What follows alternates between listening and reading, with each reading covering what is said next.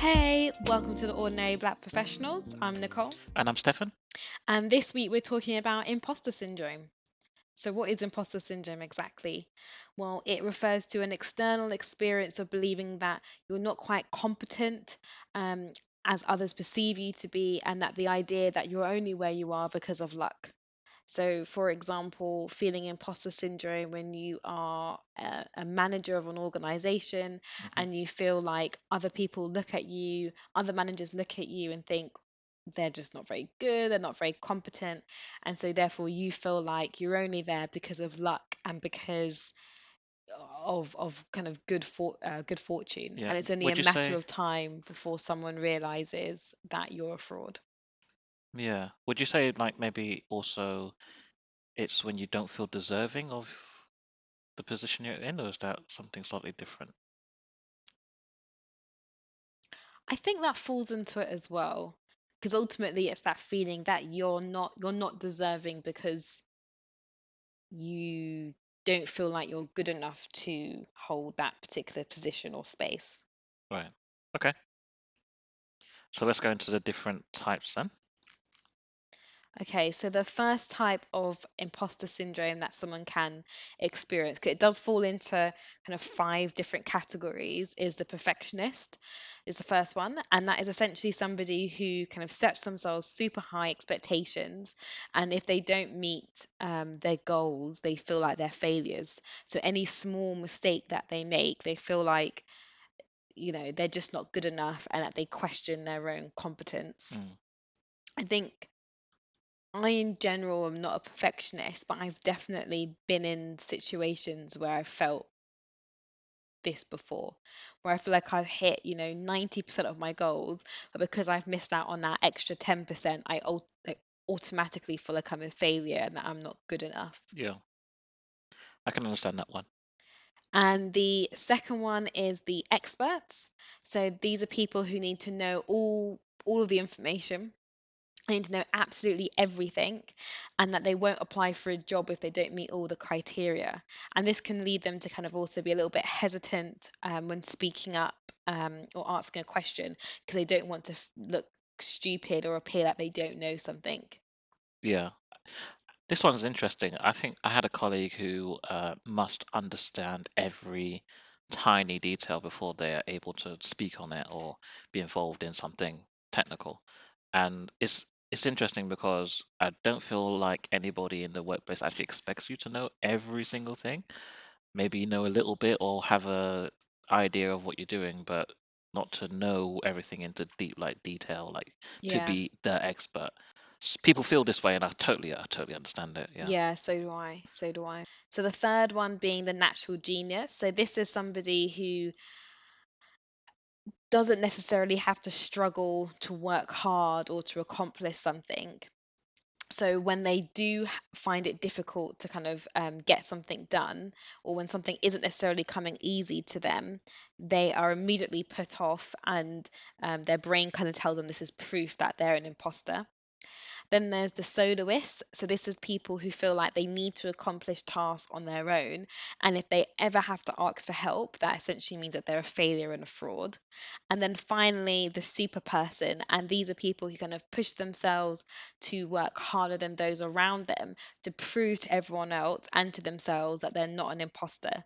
And these people tend to feel quite stressed when they aren't accomplishing something, or when they don't succeed in all aspects of their life, whether that's personal or work related.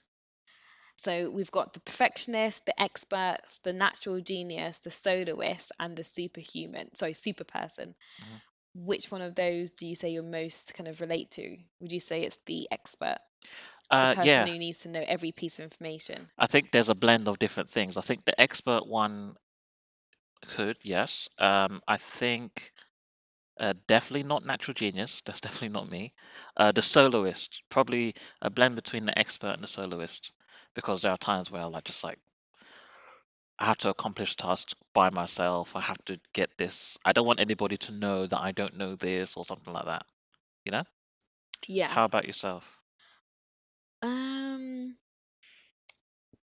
I think there's three there that really resonate with me. the perfectionist, the experts, and the soloist. I'm also not a natural genius. I think right now I would say that I most relate to the soloist. So somebody who has to, yeah, doesn't want to ask for help, feels like they need to accomplish things by themselves. I think at this time in my life, I most relate to that one because I've recently been promoted. I feel like I can't ask for help in certain areas because people will be looking at me thinking, but you've just gotten promoted. I expect this Yeah, of you. I expect more of you. yeah. So now you're coming and asking for help on things that are considered to be basic. Mm, Well, you obviously didn't deserve that promotion to begin with. And so it feels like that constant need to prove yourself to people. And I think that that is what is so bad with imposter syndrome. And I suffer from it really, really badly to the extent where I won't put myself up for opportunities or promotions. Um, and I find it really, really debilitating to navigate. I have found it before in my career really, really debilitating to get past that feeling of feeling like you're just not good enough to be in that space yeah, or feeling like you're not as competent as others because you look around you and it feels like other people are smashing it, and then you look at yourself and how you perform and how you feel when you're doing those activities, and you feel like I'm so so shit compared to everybody else. yeah, yeah. I totally agree. I agree with you, and I totally understand where you're coming from. Um, when you compare yourself to others, I feel like the imposter syndrome sort of comes stems from comparison, and I'm Yeah, not sure. comparison It, is the thief of joy. yeah, I'm not sure exactly where it stems from, but I feel like it stems from comparison because you are looking at others, and if you feel like you are on par with what they're doing, then you don't feel like an imposter. But Mm, if you feel like that guy's so good at this or this girl's so good at that, like, and I'm just not at that level. at that level, then you compare yourself and you feel like an imposter, even though, you know, maybe you are equal level with them or maybe even higher level with them, you know? But I think it's also like people, I don't know, for me at least, it's been how people perceive me to be as well. So I kind of think, oh, people are expecting this of me, Hmm. and I'm failing at that, or I feel like I'm failing at that. Yeah. So then I'm like, okay, so I'm massively like not reaching their expectations, and so therefore I don't deserve to be here. I don't deserve to be in this space. I don't deserve to do this work. This is not for me. I should be much more junior, etc., etc., etc. I feel like it can be really damaging on your self-confidence. Yes. It's really something that, yeah, it can really affect your self-esteem. Yes, definitely. And there's such a strong link between this and confidence because there are some people that are just very confident in themselves. And even though they may actually be an imposter, they may be somebody who just does not have the skills or they're Mm. very junior, but they walk in with such confidence that they do not have any of that imposter syndrome, or at Yeah. least externally we can't see it. Well, that I was just, I was just thinking that, because many a times I've told people at work about, this my imposter syndrome or how I get kind of nervous doing certain public speaking events and things like that. And people have often turned around to me and said, "Oh, you didn't look like you was nervous at all. You look perfectly fine. You spoke really slowly and confident." But it's that outside image that you give, which is what I've realized kind of people don't really realize how you're feeling underneath Yeah, because you're giving out an outward perception that's not necessarily true. yes, Um, but then, I've held myself back from going for promotions when, I was ready to get, I'll give you an example. In 2019, I was told, you're ready for promotion by two senior people in my workplace. And I was told that I should go for it, in this particular cycle that we had. But because I felt like I wasn't good enough, I didn't feel confident in myself. I looked at the other people around me and thought, I'm not of that level. So, doing that comparison, as you said, Stefan, I then halted my promotion for about 7 months, all because of that kind of imposter syndrome that I was feeling. So, it really can hold you back from opportunities, mm, and promotion and things like that. And I think unless you have somebody who's advocating for you when you're not in the room, it can be really hard for you to get some of those opportunities that you may not naturally fight for yourself. mm. Yeah, I totally agree with you. And other people see it in you sometimes when you don't see it in yourself. Yeah, Yeah, like definitely. you said, there was a two senior people who recommended you for promotion. You was ready, and they could see in you that you are ready, but you can't see it in yourself. Yeah, And a lot of the time, uh, what you see in yourself is not even based on like what you can and can't do. It's based on your confidence at that time. so true. So Um, true. and so sometimes, like I've been doing this, you know, uh, what I do at work for a long time now, and I feel there are some days where I feel like I'm very confident. Throw anything at me, I can catch it, Mm, right? And there are some days where I'm just like, whatever you do, do not put me on that call with that customer or whatever. I just cannot. I will fail today, mm, and is this and those days, it's as if I it's my first year in this job, yeah, yeah, and that's how same. I feel. I feel like I've never done this before. Yeah, I same. have to learn from scratch. Because it's when you're in that space as well, you fail to remember all the great things that you've achieved Mm, previously. And I think so much of it is who you have around you as well. I remember last year, like January, February time, I was on a tricky client. I felt like my person who helps me in my career wasn't being very helpful in me. And at that time, I needed to feel uplifted. I needed to feel validated. I needed a reminder of the stuff that I'd done before in the past. And I felt that instead of getting kind of any sympathy on how I was struggling, he he actually said to me, "Oh well, so and so does this really well. They handle that company. Someone who wasn't even on my project, a random someone else on a completely different project and client. yeah, So and so does this really well. She handles complexity really well. You know, you need to learn to be a bit more like her, kind of thing." right. And I That's remember that that's completely conversation and I yeah. felt broken. That doesn't And help. I remember the day so clearly because I was running a D&I drop-in session at my work and I felt so upset I went to the toilet and cried. Like, I'll admit it, I'm one of those people who who cries at work. And I went to the toilet and cried, and someone in my D&I team kind of pulled me aside and we had a chat and stuff. But it's because I was feeling like so shit in myself, and I was like, oh my gosh, I can't do this job. Like, what am I even doing? Is consulting even for me? I can't deal with the complexity of this project. I'm struggling so much. Like, I'm not a very good BA, I'm not a very good consultant, I'm not a very good Mm, like at managing this. People thought I should have gotten promoted, but clearly I'm proving that I shouldn't have never have been. All these emotions were coming out where I just felt like this was a time that I was being seen as being a fraud and that I did not belong mm. in my current company in consulting. And it's so unbelievably hard when you're in that space because you don't have any confidence in yourself at all, Mm, and you're just sitting there thinking, whoa, where do I even go from here? yeah. I think people really underestimate how like challenging those feelings can be. And again, it's because outside people looking in, like no one that day knew that I was feeling so upset. I ran a great D&I drop-in session. I had, calls with my client and stuff. Like no one knew that I would have been feeling other than that one person in my team. But that outside perception of how I was coping during that time was probably pretty positive.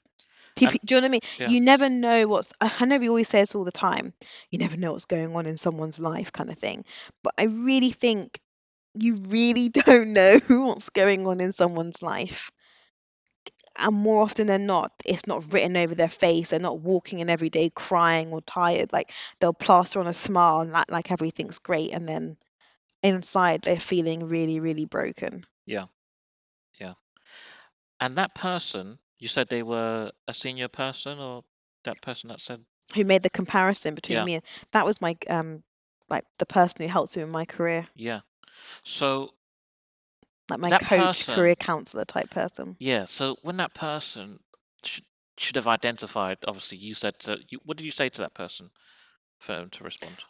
I said I'm just really struggling in this project. I feel like the complexity is too much. I feel like I Yeah, can't handle it. I feel like I can't cope. I feel really overwhelmed. And his response was to not be very sympathetic. yeah. Or even like for me, if someone's telling me that, maybe it's not the best time to give a solution. Maybe it's just a time to shut up and listen. Like not everything that people say to you requires a response. I don't Mm. think everyone recognizes that.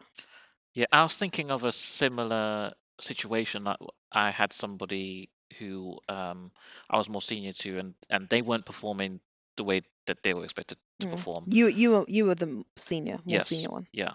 And I think what it is that, I gave them work to do, and I expected them to achieve it and to do well at it because they were of a certain level that I Mm. expected that from them. And not only that, is that personally I felt that I knew that they could cope with that type of work. And Yeah. then it surprised me that they didn't cope, Right. and they didn't deliver it the way I expected Hmm. it to go. So it was in that moment that I sat that person down. I said,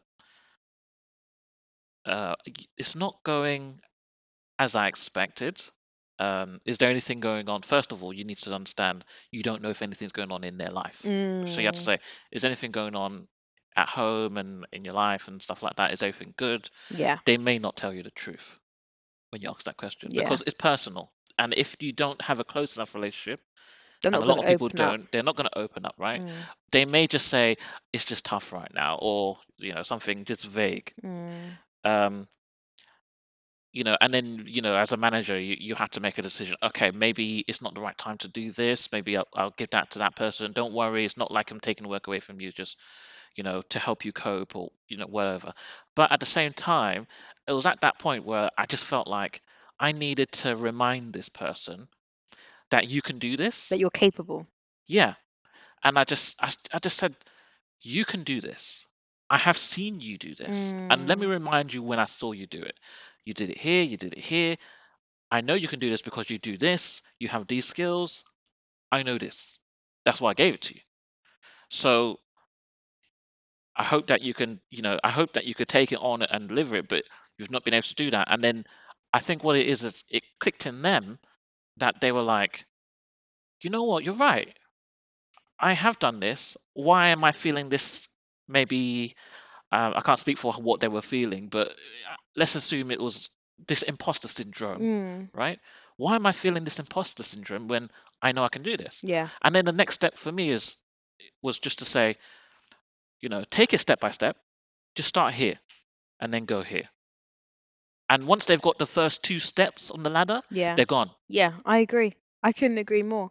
But it's a fact that, I mean, this obviously speaks to the fact that your intuition and kind of managerial skills is that you recognize that there could be external factors going on that impacts someone's work. Yeah. Could be a wide range of things. This was before COVID. It could be anything.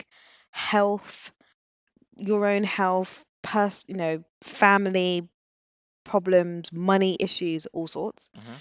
Hmm. You recognize that and was able to talk about it, but then kind of giving that person that extra oomph, Yeah. extra like kind of push up, because sometimes that's all you need. Reminding them, validating them on their skills and what they've done previously. And maybe they weren't feeling imposter, maybe they were just feeling a bit, something else. But sometimes it's good to have that person who is your cheerleader. Yeah. And it sounds really corny and it sounds really like cheesy, but sometimes you need that person at work. You do. You do. You You know do. what I mean? Even And if it and doesn't have to be someone senior, it could be a friend who's like, "Oh, you know what? You're the mm, shit. You're really good." I do feel like it's more effective is if it's someone senior, it's your Mm, direct leadership or management who are cheering you on as your skills or the team yeah. and say, look, I've got these people in. I know they can do it. And I'm backing them Yeah, to do I this, agree. right? And no matter what, because sometimes, right, at work, we're at work every weekday, all year round, every Mm, year.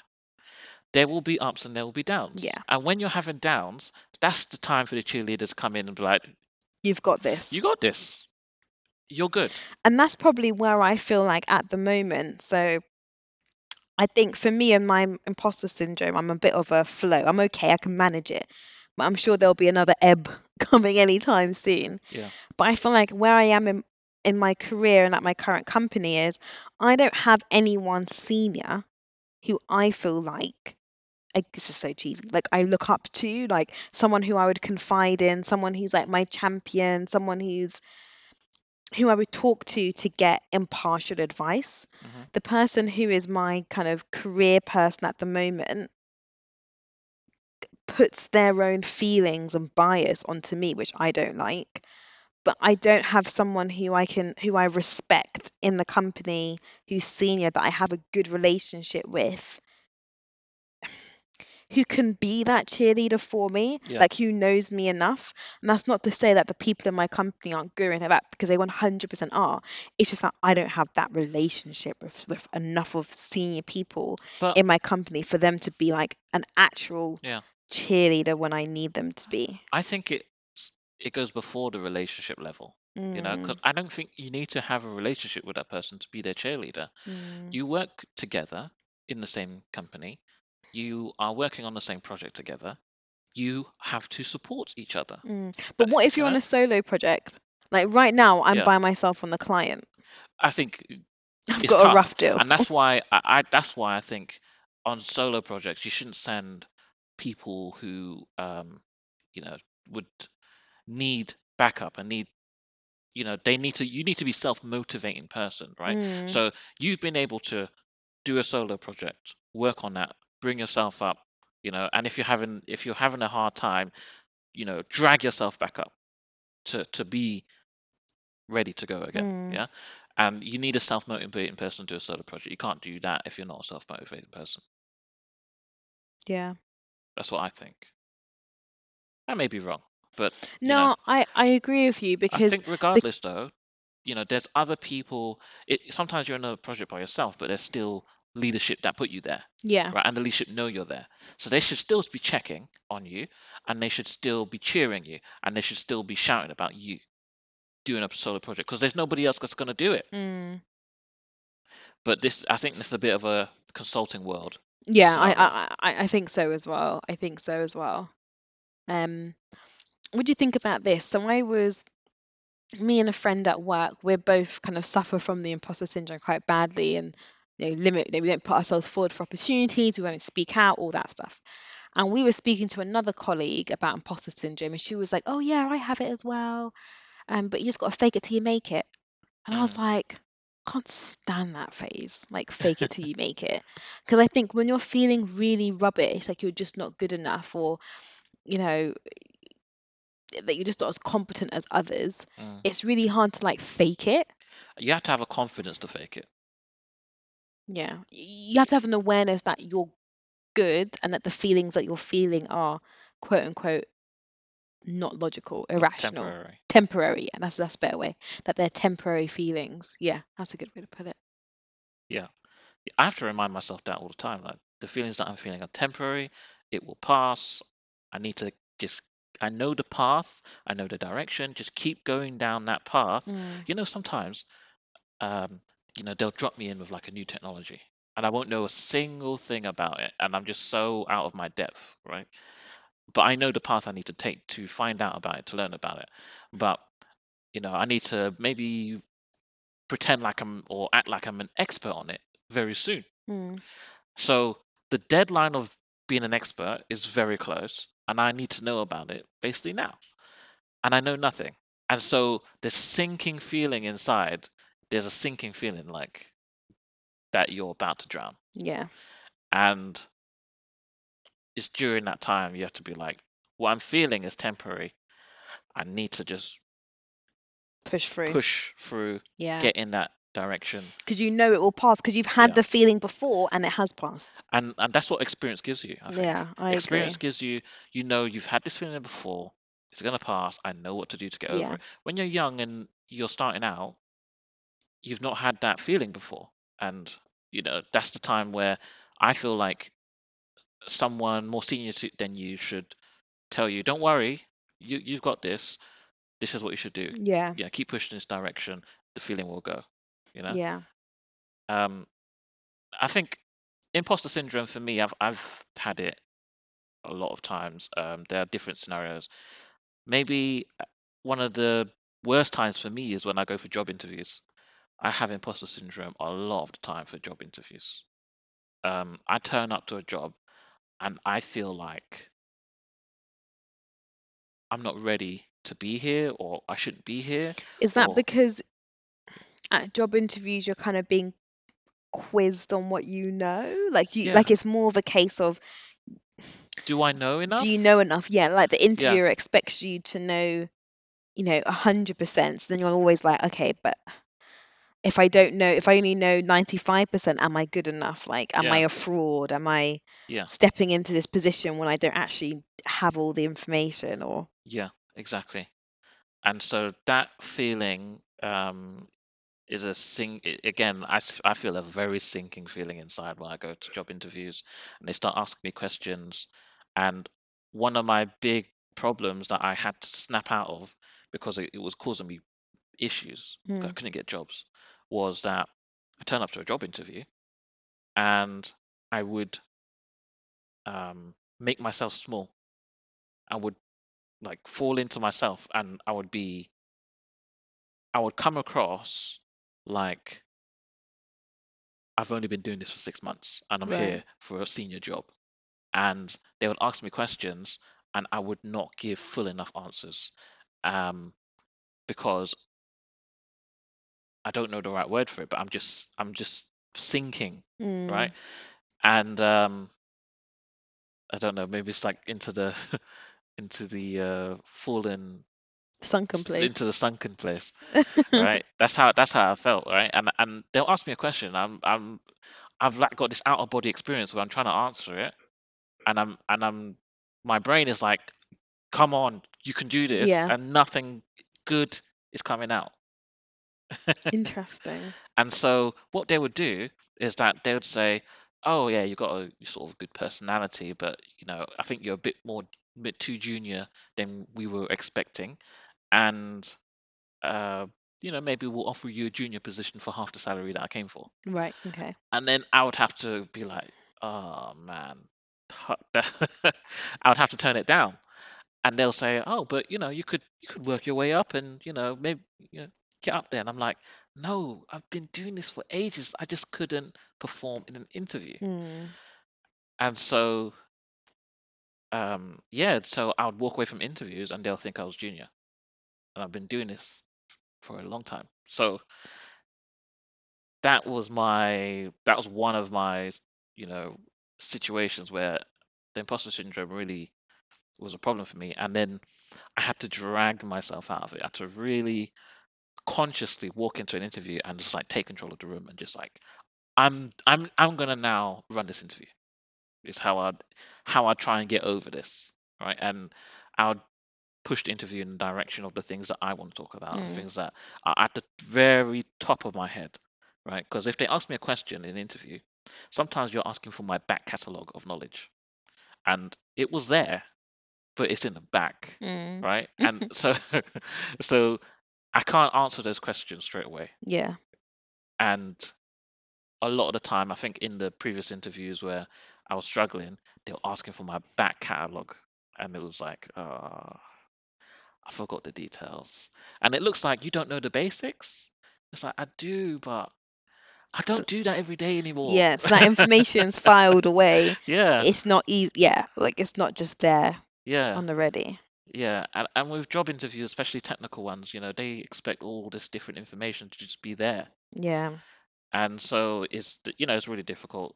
So yeah, and I don't know what category that one really falls in, but maybe the expert is the Yeah, closest one. I was thinking that one, the expert as well. kind of needing to know every piece of information. Yeah, yeah, yeah. And then there's another scenario as well. Maybe this is more confidence based, but I was searching for a job and I didn't have a job for a while. So I'm just, just searching for the market. But as that time is going by, um, it takes quite a long time sometimes to get a job. Sometimes it could take up to 3 months with like some of these corporate businesses.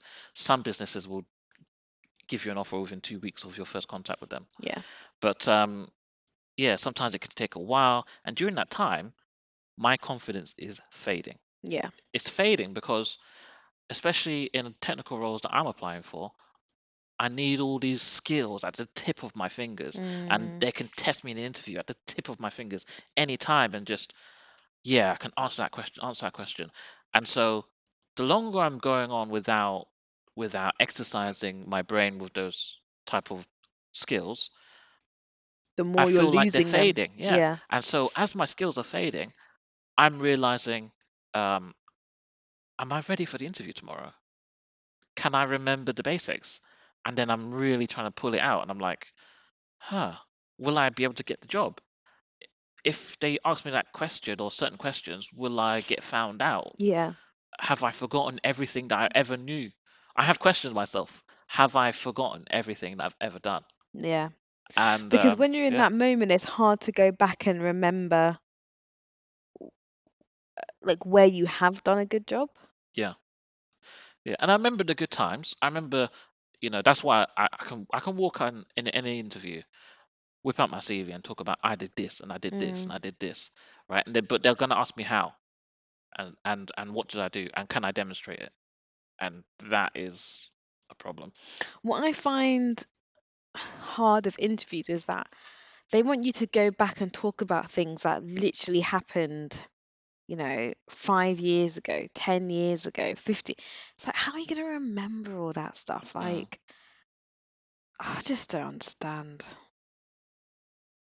I think another example I have of a time when I was going through an ebb with the imposter syndrome was when I there was a role going up at work to be on a project where I was going to be kind of a senior person on the project with some three, like a team of three, and I was going to be leading up on a some pieces of work, and I'd be kind of creating the scope, delivering it, most senior person on the account.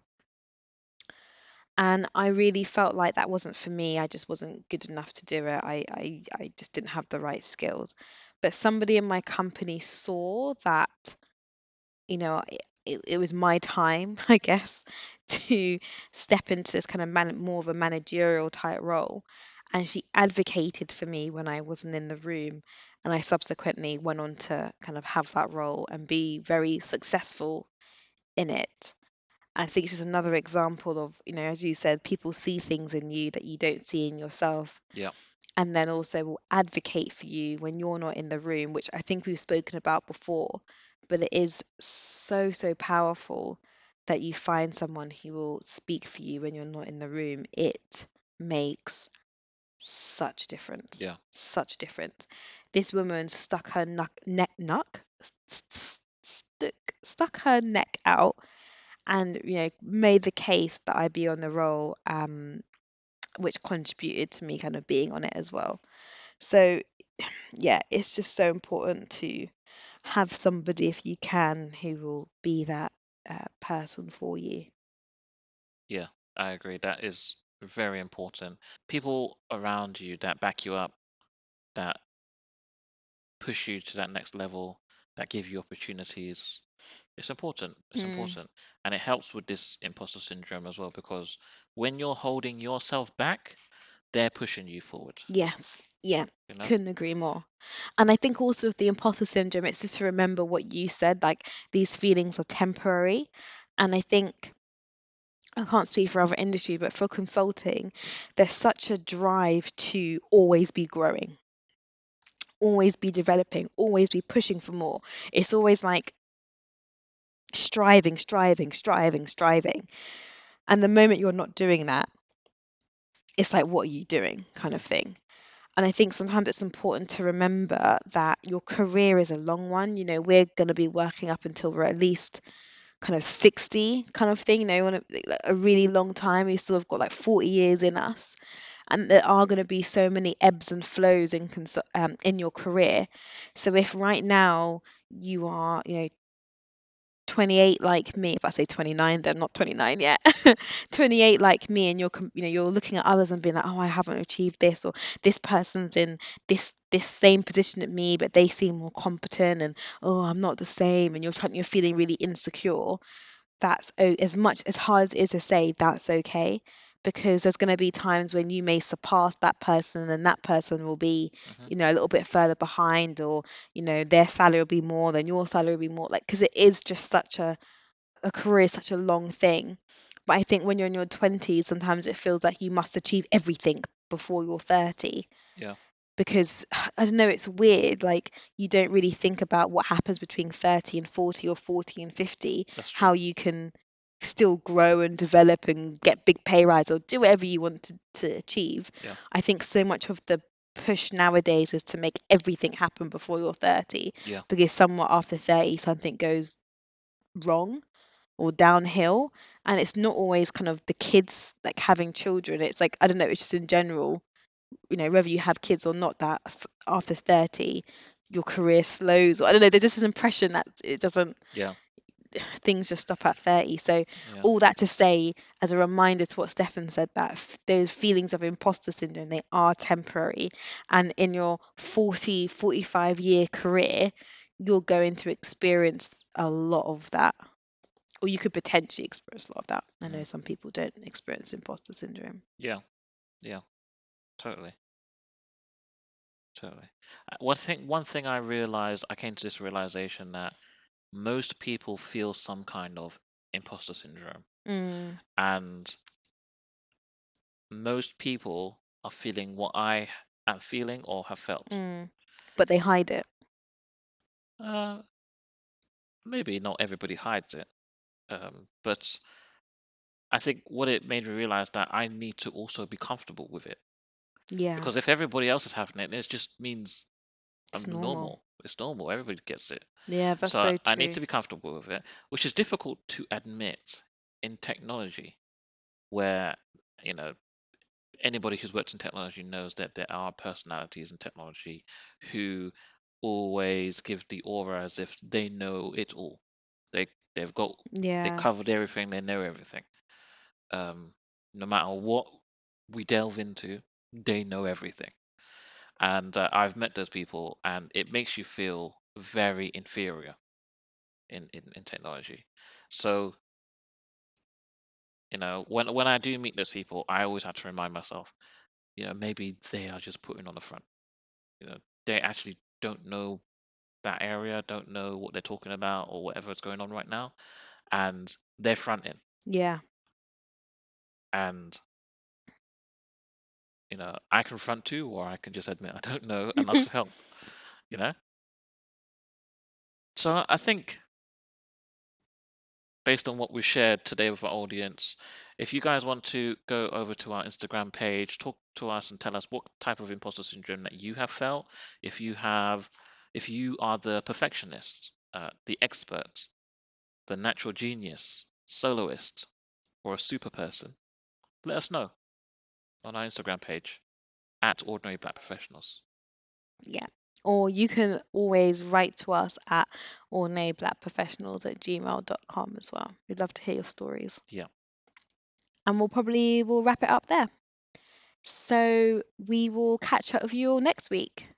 Bye, guys. Bye. If you have any questions or dilemmas, email us on ordinaryblackprofessionals@gmail.com, or we can be found on Instagram and Twitter at ordinaryblackprofessionals. Also, don't forget to follow us, subscribe, and leave a rating and comment.